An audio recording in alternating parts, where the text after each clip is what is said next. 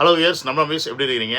இப்போ சமீபத்தில் ஒரு இன்டர்வியூவில் நாய் டம்ளர் குரூப்பை சேர்ந்த ஒரு நாதாரி உட்காந்து பேட்டி கொடுக்குறேன்ற பேரில் பிஞ்சு போய் வெளியில் வந்தான். அந்த லேடி இருக்குல்ல, லேடி அப்படி சில கேள்விகளை முன் வச்சு அவனை நாக்க பிடுங்குற மாதிரி கேள்விகளை கேட்டு துரத்தி அடிச்சிருக்கு.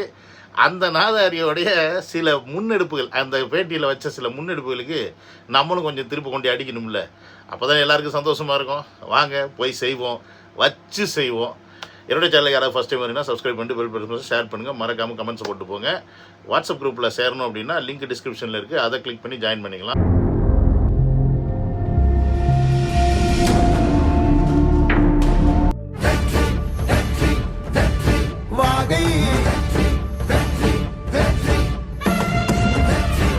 Welcome to Vijay stock and welcome to another video. அந்த இன்டர்வியூவில் பார்த்தீங்கன்னா அவன் ஒப்பாரி தான் வச்சான். மொத்தமாக ஒப்பாரி தான் வச்சுருக்கான்.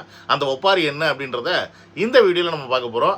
வாங்க முதல் ஒப்பாரி என்னன்னு கேட்டு வருவோம். 25 இந்த இவ்வளோ நாள் நான் பொதுக்கூட்டங்களில் பேசி வர்றேன். ஊடகங்கள் வந்து அப்படியே தூக்கியெல்லாம் பிடிக்கல. நாங்கள் எங்களுக்கு ஒரு ஊறுகா போல் ஊடகங்கள் கொஞ்சம் ஒன்று தொட்டுக்கும்.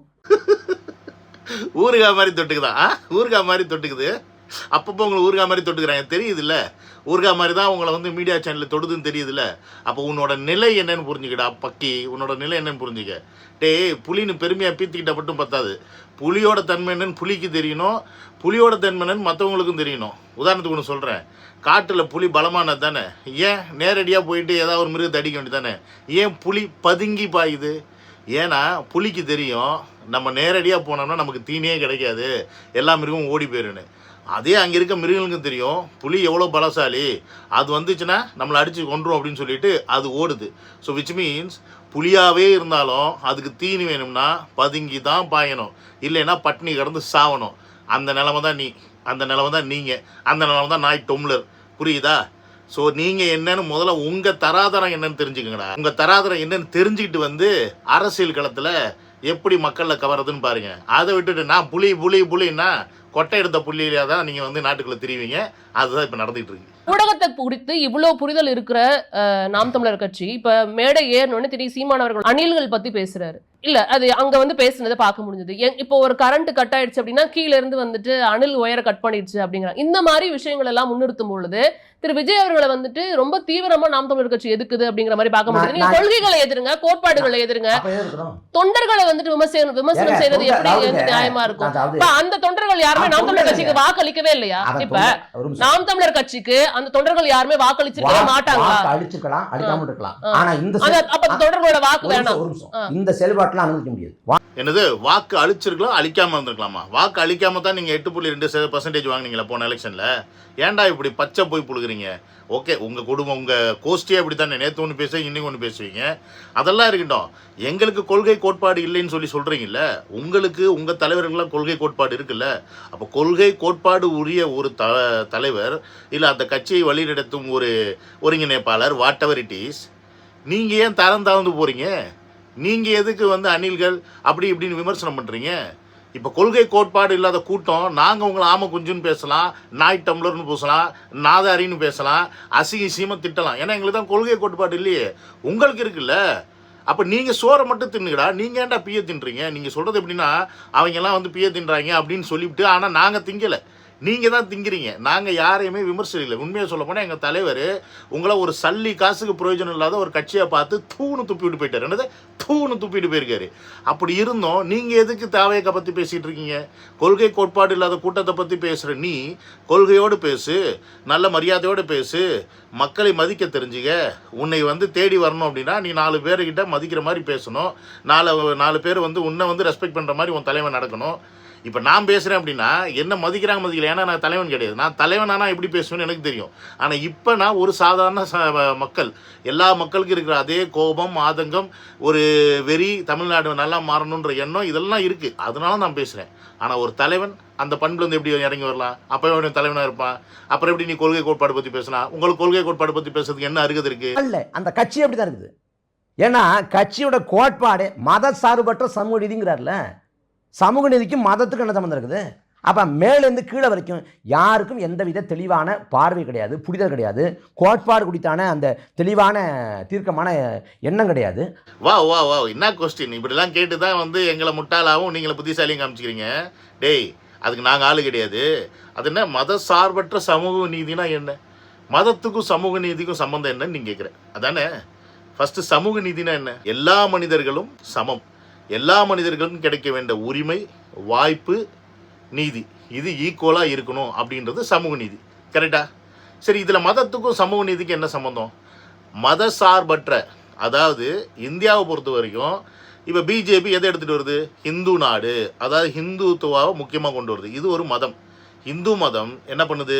இப்போ நார்த் இந்தியாவில் பார்த்தீங்கன்னா ஒரு 4 ஹிந்து சேர்ந்து ஒரு 4 முஸ்லீமையோ இல்லை 4 கிறிஸ்டினையோ அடித்தான்னு வச்சுக்கோங்க, சட்டம் யாருக்கு பெருசாக வளைஞ்சு கொடுக்கும்னா ஹிந்து மதத்தை சேர்ந்தவனுக்கு தான் வளைஞ்சு கொடுக்கும்.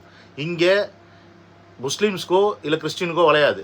இதே ஒரு 4 முஸ்லீமோ இல்லை 4 கிறிஸ்டினோ ஒரு இந்துவை போட்டு அடித்து ஏதாவது ஒன்று பண்ணிட்டாங்கன்னு வச்சுக்கோங்க, அப்போ யாருக்கு சட்டம் வளையும்? அப்பயும் ஹிந்துக்கு தான் வளையும். ஏன்னா அவனை போட்டு அடிச்சிட்டாங்கன்னு சொல்லிட்டு இந்த முஸ்லீமையோ கிறிஸ்டினையோ பிடிச்சி உள்ளே போடுவாங்க. ஸோ விச் மீன்ஸ் மதத்திலையும் சமூக நீதி இல்லை அப்படின்றது தான் தளபதி அவர்கள் சொல்கிறாரு.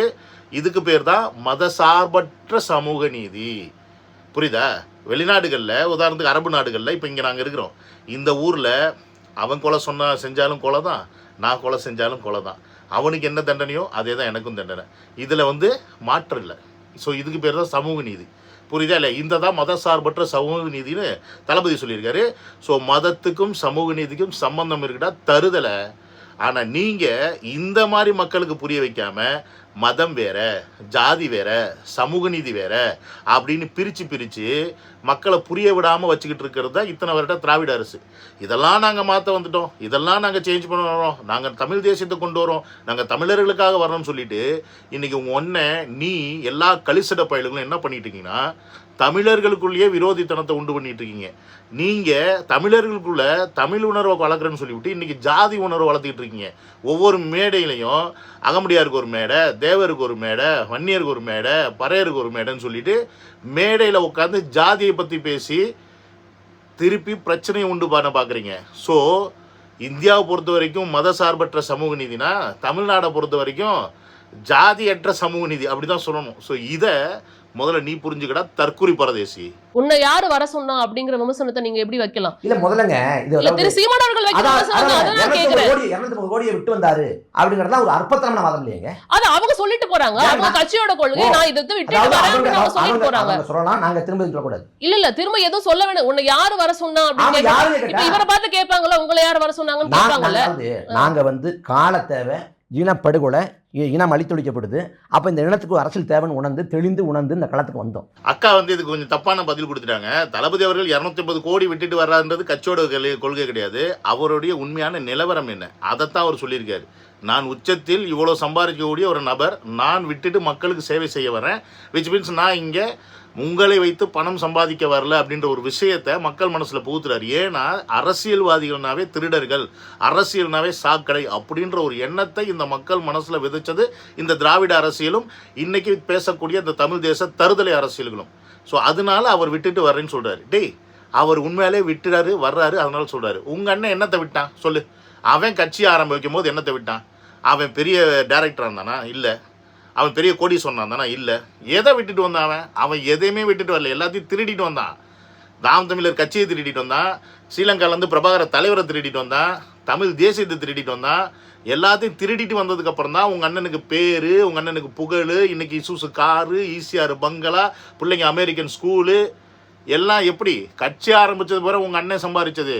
தளபதி அவர்கள் கட்சி ஆரம்பித்து சம்பாதிக்கல. கட்சி ஆரம்பித்து இன்னை வரைக்கும் அவர் கோடிக்கணக்கில் செலவு பண்ணிட்டு இருக்காரு, மாநாட்டுக்கும் மக்கள் சேவைக்கும் அவரோட சுற்றுப்பயணத்துக்கும். உங்கள் அண்ணன் பிச்சை எடுத்து பரதேசி மாதிரி இருக்கிறவங்கள்ட்ட இருக்கிறத புடுங்கி ஒவ்வொரு தேர்தலுக்கும் வேட்பாளரை மாற்றி போட்டு அந்த வேட்பாளர்களையும் பிச்சைக்காரனாக்குற பரதேசித்தனம், ஈனத்தனமான ஒரு பொழப்பு பண்ணுற எச்சக்கலை பொறம்போக்கு சீமான். அது நீ ஒத்துக்குங்கடா, எச்சக்கலை பரதேசிங்களா? ஏன் போன தேர்தலில் போட்டிட்ட ஒரு கேண்டிடேட் இந்த தேர்தலில் போட்டிட்ட மாட்டேங்கிறீங்க? எல்லா கட்சியும் அப்படி தானே இருக்குது. ஒவ்வொரு கேண்டிடேட்டையும் நீ மாற்றிக்கிட்டே இருந்தீங்கன்னா எப்படி கட்சி வளரும்? அப்போ நீ உன் கேண்டிடேட்டுக்கு நீ முக்கியத்துவம் கொடுக்கல. நீ சம்பாதிக்கக்கூடிய பணத்துக்கு உனக்கு தேவையான கேண்டிடேட்டை எந்த இடத்துல வீக்காக போட்டு தோப்பானோ அந்த இடத்துல போட்டு அவனையும் நாசம் பண்ணி நீ இங்கிட்டு பெட்டியாக வாங்கி சம்பாரித்து இந்த மக்களை படுகொலியில் தள்ளிட்டு இருக்கும் பரதேசி பையன்.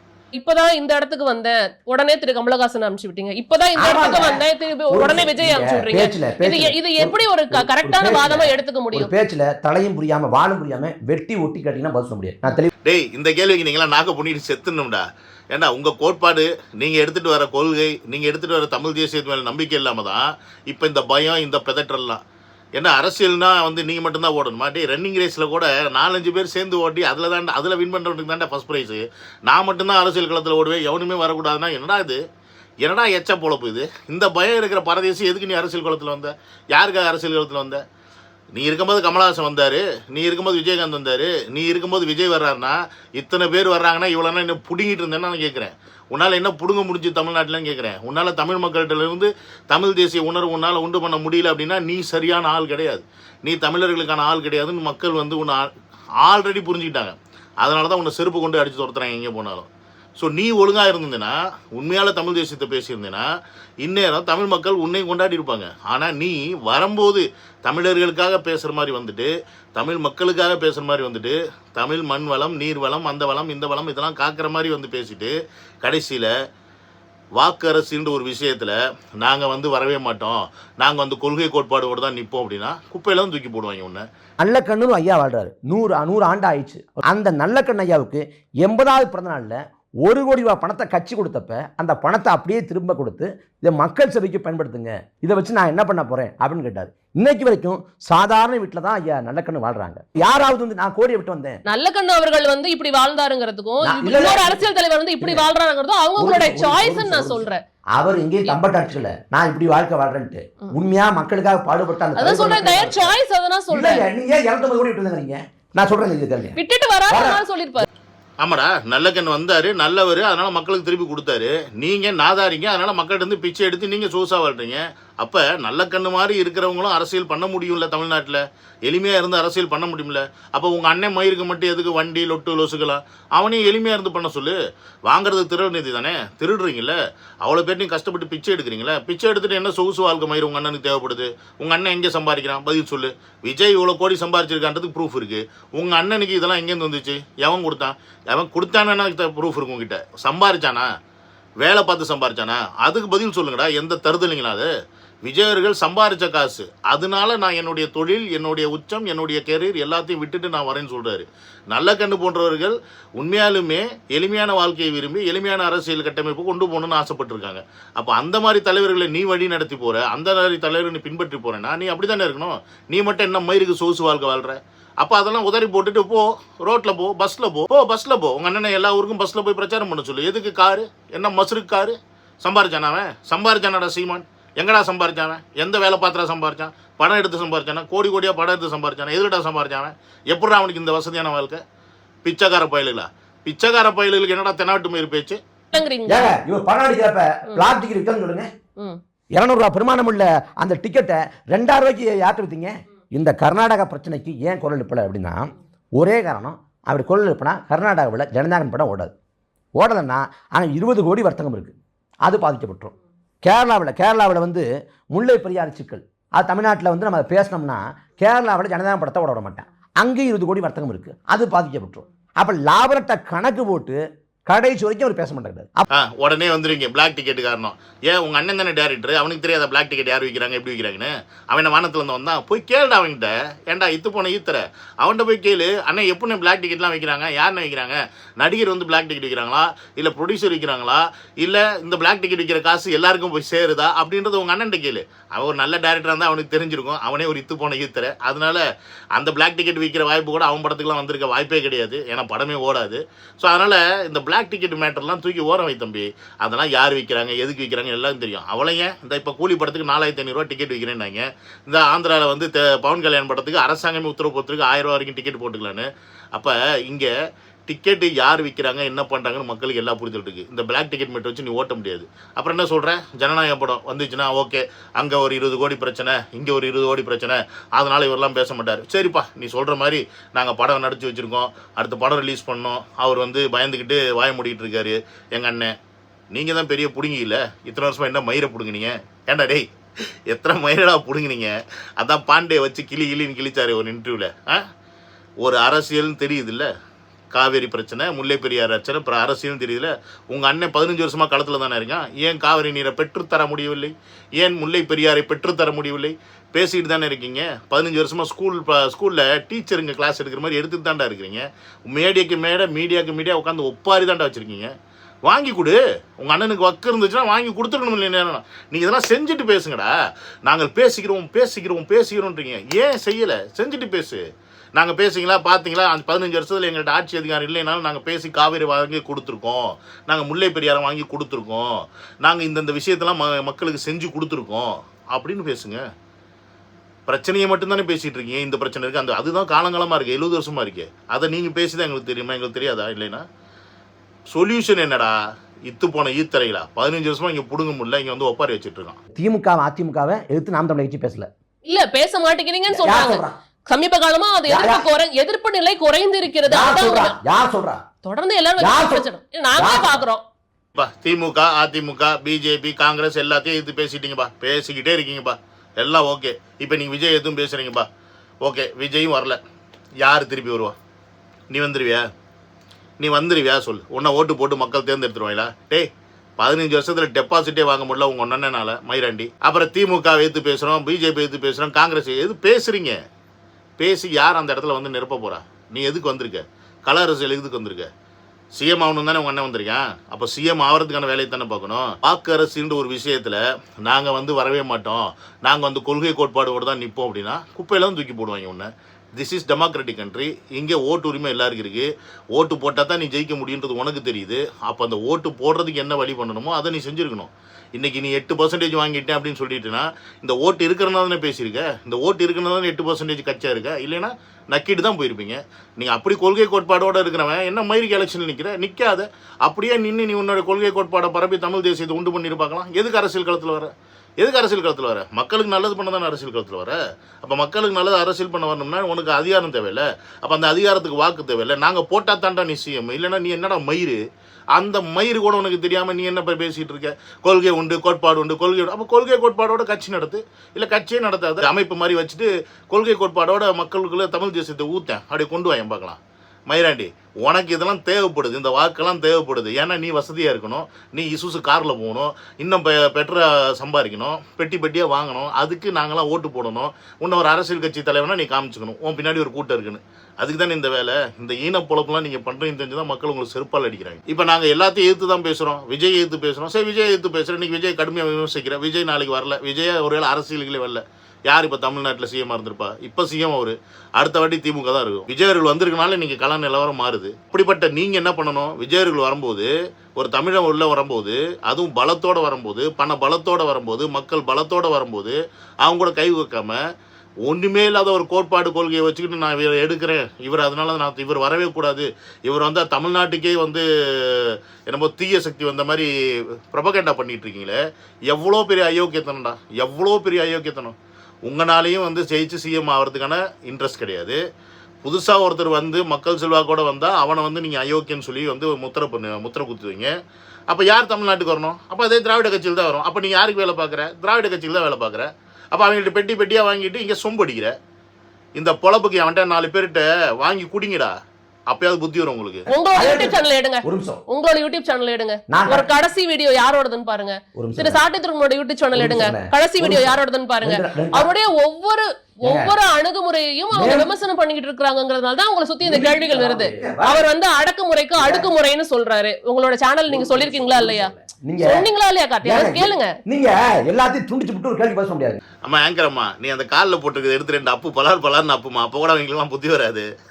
நல்லா நாக்கப்படுங்கிற மாதிரி கேட்டேன். I am so happy. ஏண்டா எல்லா சேனல்லையும் எங்களை பற்றி தானே பேசுகிறீங்க, தாவேக்கை பற்றி தானே பேசுகிறீங்க. சாட்டையிலேருந்து நீலேருந்து உங்கள் அண்ணன்லேருந்து தாவேக்கை பற்றி தானே பேசிகிட்டு இருக்கீங்க. எதுக்கு? திமுக எதுக்குன்னா திமுக மட்டும் பற்றி பேச வேண்டியதானே? ஏடிஎம்கே எதுக்குன்னா ஏடிஎம்கே பற்றி பேச வேண்டியதானே? சரி, உன்னோட எதிரியே திமுக தானே. அப்போ திமுக பற்றி மேஜராக பேசாமல் எதுக்கு நீ தாவேக்கை பற்றி பேசுகிற? இப்போ நான் என்ன கேட்குறேன், தாவேக்கா உனக்கு எதிரியா? தாவேக்கா உன்னை எங்கேயாவது விமர்சனம் பண்ணுதா? தாவேக்கா உன்னை வந்து அசிங்கப்படுத்தா? தாவேக்கா சீமானை பற்றி ஏதாவது பேசுச்சா? இல்லை. அப்புறம் எதுக்கு நீங்கள் பேசுகிறீங்க? நீங்க எதுக்குடா பேசுறீங்க? எச்சக்காலத்தனமா? அடக்குமுறைன்னு சொல்லிட்டு விமர்சனம் பண்றீங்க. இது வந்து ஒரு சிறு பிள்ளை வார்த்தை தவறி வந்துருச்சு. ஏன் காமராஜர் இறந்தப்ப அண்ணா அழுதாருன்னு சொன்னது வந்துட்டு தவறு இல்லையா? அவர்கள் நல்ல பேச்சாளர், சிறந்த பேச்சாளர், நல்ல ஞாபக சக்தி இருக்கிறவர், எல்லாம் இருக்கிறவர். அவர் வந்து காமராஜர் அண்ணாவை பத்தி பேசுனது சரியா? அது சரி தப்பு இல்லை, ஒரு தகவல் பிள்ளை நாங்கள் திருத்திக்கிறோம்.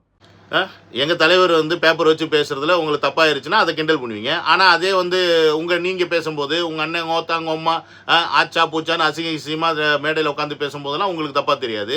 அதெல்லாம் வந்து உங்களுக்கு ஓகே. இவர் வந்து ஒரு பேப்பரில் இத்தனோண்டு ஒரு வார்த்தையை தப்பாயிருச்சுன்னா உங்களுக்கு பெரிய லெவலில் அது வந்து பட்டுக்குது. இவர் வந்து அந்த அம்மா சொன்ன மாதிரி காமராஜர் இறந்ததுக்கு அண்ணா வர அழுதாரா என்ன சொல்லிச்சு, அந்த மாதிரி அடித்து விடுவான் அவங்க அண்ணன். அதுக்கெல்லாம் நீ முட்டு கொடுப்ப என்னது? அது வந்து ஏதோ ஒரு இன்ஃபர்மேஷன் தப்பாக போயிருச்சா, திருத்திப்பீங்களா? நீங்கள் வந்தால் உங்களுக்கு வந்தால் தக்காளி சட்னி, எங்களுக்கு வந்தால் ரத்தமா? டேய், 15 வருஷமாக கட்சி நடத்துகிற உனக்கே தப்பு வரும்போது, நேற்று கட்சி ஆரம்பித்து 1.5 வருஷம் கூட ஆகலை இன்னும். அப்படி இருக்கும்போது அவர் ஒரு சில தப்புகள் பண்ணுறாரு அப்படின்னா அதை மக்கள் பெருசாக கன்சிடர் பண்ண மாட்டாங்க. அண்ட் அதை அவர் திருத்திக்கிறார். யார்? எங்கள் தலைவர் திருத்திக்கிறார். எந்த ஒரு தவறாக இருந்தாலும் அது தவறாக இருந்துச்சுன்னா அதை கரெக்டாக திருத்தி அதுக்கேற்ற மாதிரி அடுத்த வாட்டி மாற்றி பேசுகிறார். ஆனால் நீங்கள் அப்படியா? இல்லை நாங்கள் இப்படித்தான், நாங்கள் முட்டா பையன்தான், நாங்கள் வந்து முழு முட்டா பயிலுங்க, எங்களுக்கு வந்து சுத்தமாக மூளையே கிடையாது அப்படின்ற ஒரு போக்கில் இருக்கக்கூடிய ஒரு தற்குறி கூட்டம். இதில் வந்து கொள்கை கோட்பாடு அப்படின்ற ஒரு கூட்டமாக நீங்கள் வேணும்னு கேட்குறது எதுக்கு தெரியுமா? நீங்கள் என்ன சொன்னாலும் தலையாட்டணும், பும்பு மாடு மாதிரி. சீமான் என்ன சொன்னாலும் தலையாட்டணும்.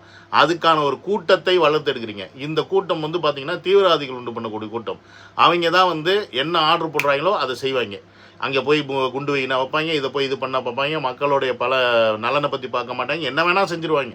அந்த மாதிரி ஒரு கூட்டத்தை உருவாக்கக்கூடிய கூட்டம் தான் உங்களோட கூட்டம். சிந்திக்காமல், யோசிக்காமல், நிலவரம் என்னன்னு புரியாமல், சும்மா சோத்துக்கு மாரடிக்கிற கூட்டமாகவே இருந்தாலும் நாங்கள் வந்து தெம்பாத்தான் இருக்கோன்னு பேசிக்கிட்டு, தற்பெருமை பேசிக்கிட்டு, நீங்கள் மட்டும் சம்பாரித்து வாழ்ந்து உங்கள் முன்னாடி இருக்க அந்த பிள்ளைங்களெல்லாம் நாசம் பண்ணி சாவடிக்கிற ஒரு ஈனப்பய கூட்டம் தான் உங்கள் நாம் தமிழர் கூட்டம். அதை நான் தெளிவாக ஸ்ட்ராங்காக இங்கே சொல்கிறேன். அதை உங்கள் தம்பிங்க புரிஞ்சிக்கல, அது நமக்கு கவலை கிடையாது. புரிஞ்சுக்கிட்டாங்கன்னா பொழைப்பாங்க, புரியல அப்படின்னா புதகுலியில் கிடப்பாங்க அப்படின்றது சொல்லி இந்த வீடியோ முடிச்சுக்கிற. நான் அந்த வீடியோவில் டேக் கேர்.